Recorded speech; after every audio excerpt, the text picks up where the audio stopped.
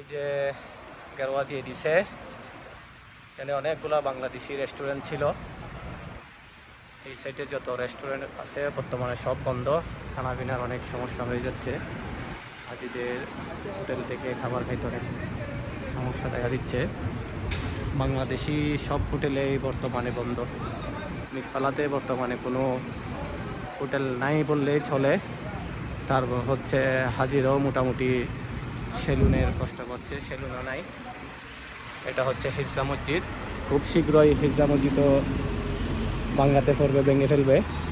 কারণ হচ্ছে এখানে মক্কা সিটি উন্নয়ন প্রকল্পে সবগুলা ভেঙে ফেলবে।